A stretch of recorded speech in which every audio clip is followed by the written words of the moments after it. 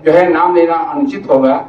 एक बहुत ही विद्वान व्यक्ति के द्वारा ये कहा गया है कि कोई भी शंकराचार्य हमारे सम्मुख 5 मिनट संस्कृत वाचन नहीं कर सकते। और वो व्यक्ति जो है जो ये बात कहा, तो एक बालक जो है इस बात पर कहा कि इतने महान पुरुष होकर भी इस प्रकार का दम्भ है, तो हम कैसे उदाहरण दें, आने वाली संतति को हम कैसे सिखाएं। कि जो बैठ मोदी योगी की दास्ता ही उनके ज्ञान पर पानी फेरने पड़ेगा। तो बहुत ऊंची बात। ऐसे व्यक्तियों मोदी योगी की दास्ता ही अशोक सिंघल ने ऐसे व्यक्ति को उठाया था, समझ गए ना। किसके द्वारा उठाए गए वो भी मुझे मालूम। अशोक सिंघल को कोई यंत्र चाहिए था, अशोक सिंघल के खड़े किए हुए मोदी योगी के सामने तो उनकी दास्ता रहती है। अभी जो अयोध्या में हुआ, ऐसे व्यक्तियों में किसी को बोलने भी दिया गया क्या? और कितने फीट 40 फीट नीचे इन लोगों को बैठाया गया। उस समय कहाँ ज्ञान विज्ञान चला गया, छत्र कहाँ गया, चमर कहाँ गया। एक विचित्र बात है, सदगृहस्थ होते हैं वल्लभाचार्य। हमारे एक जगह कहीं की बात है, हम तो सोने चांदी के आसन पर नहीं बैठते, बड़ौदा की बात है। अपने स्वयं चांदी के आसन पर बैठे, अपने बेटे को पोते को, एक साथ 3 आचार्य हो गए। हम जैसे बैठे वैसे, लेकिन वही महान भाव जब अयोध्या में गए कहाँ बैठे थे, समझ गए ना। तो पोल पट्टी तो मोदी जी के सामने ही खुल जाती है लोगों की। ब्रह्मा जी तो बहुत ऊंचे होते हैं, शंकराचार्य बहुत ऊंचे होते हैं। किसी का नाम भी लिया गया क्या? बोला, बोलने की तो बात छोड़ दीजिए, आगे तस्वीर बड़ा होता है। एक गुरुजी मतलब मे भी बड़ा ये अजीब से ये लगे, बट मुझे इसका डाउट होता है कि कहते हैं कि इंसान मनुष्य जो है वो सर्वोच्च मतलब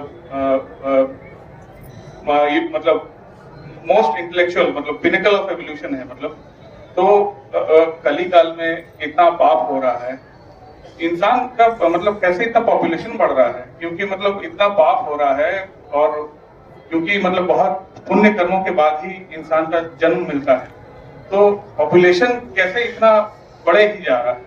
बता दीजिए, शिव जी बन जाइए। अभी जो पाप करते हैं उसका फल आगे मिलेगा।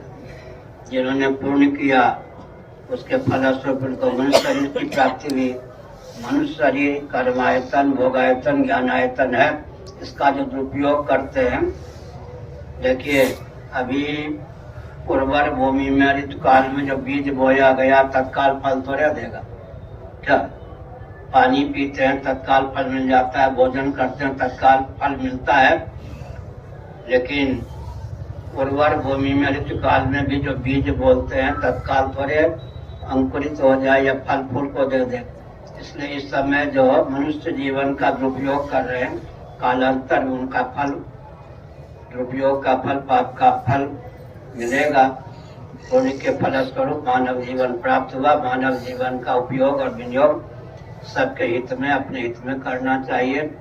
सनातन धर्म की विधा से जीवन यापन करने पर अपना हित होता है, सबके हित का मार्ग प्रशस्त होता है। यही सनातन धर्म की विशेषता है। आगे जब हिंदू राष्ट्र बनेगा तो उसमें क्या सिर्फ हिंदू होंगे, दूसरे धर्म वाले नहीं होंगे? तो कहाँ जाएंगे? आप कौन है? हिंदू है? बैठ। सबके पूर्वज सनातनी वैदिक कार्य हिंदू थे या नहीं? क्या मोहम्मद साहब के पूर्वज कौन थे? ईसा मसीह के पूर्वज कौन थे? बृहदारण्यक उपनिषद का अनुशीलन कीजिए। श्रीमन नारायण के नाभि कमल से सर्वजीव घनात्मक, सर्वदेव घनात्मक, हिरण्यगर्भ संज्ञक ब्रह्मा जी की उत्पत्ति हुई। ब्रह्मा जी ने योग बल से स्वयं को मन शत्रुपा के रूप में व्यक्त किया। शत्रुपा ने योग बल से स्वयं को 84 लक्ष योनियों में संभावित स्त्रियों के रूप में व्यक्त किया। मनु जी ने योग बल से स्वयं को 84 लक्ष योनियों में संभावित पुरुषों के रूप में व्यक्त किया। श्रीमद् भागवत आदि महापुराणों का अनुशीलन करने पर यह तथ्य डंके की चोट से उद्भासित होता है कि कश्यप, मरीचि इत्यादि की धर्मपत्नियों के गर्भ से तरुलता, गुल्म इत्यादि स्थावर प्राणियों की भी उत्पत्ति हुई। स्वप्नावस्था में इंद्रियां सो जाती हैं, मन अर्धनिद्रित हो जाता है। आत्म चैतन्य से अधिष्ठित अर्धनिद्रित मन क्या करता है? पृथ्वी, पानी, प्रकाश, पवन, आकाश की रचना करने में समर्थ होता है। स्थावर जंगम प्राणियों के रूप में स्वयं को उद्भासित करने में समर्थ होता है। तेजस और हिरण्यगर्भ की एक रूपता है। जब स्वप्नावस्था में हम आप भी पृथ्वी, पानी, प्रकाश, पवन, आकाश, स्थावर जंगम प्राणियों की रचना में समर्थ हो जाते हैं। स्वप्नावस्था की सिद्धि को धारणा की प्रगल्भता से जागृत में उतारने में समर्थ हो सकते हैं। इदम ज्ञान उपासित्यम हम साधन आगता। आगे एक कहाँ का था वो गणितज्ञ, कहाँ के थे? दक्षिण कोरिया, उत्तर कोरिया के गणितज्ञ हमारे पास आए। उन्होंने कई होटल में ठहरे पुरी में। उन्होंने कहा कि पहले से हम प्रश्न नहीं बताएंगे, एन मौके पर प्रश्न करेंगे, उत्तर देना होगा शंकराचार्य जी को। उसके बाद उनकी टिप्पणी थी, विश्व में 1% विज्ञान है, यहाँ पर 7% विज्ञान है।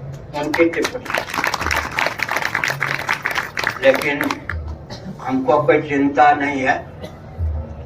अगर किसी माली की दृष्टि भी सुगंधित पुष्प पर न जाए तो भी भगवान की शक्ति, प्रकृति की दूती हवा उसके सुगंध को चारों ओर बिखेर देती है। क्योंकि मैं किसी राजनीतिक दल का अनुगमन नहीं करता, इसलिए प्रधानमंत्री आदि सबको मालूम है कि हम लोगों के पास गणित आदि का कितना बड़ा ज्ञान है। लेकिन हम इसलिए उपेक्षित होते हैं क्योंकि हम उनके अनुगामी नहीं होते। और वो जुगनू का अनुगामी सूर्य बने कैसे बनेगा? वो भी नहीं सकते।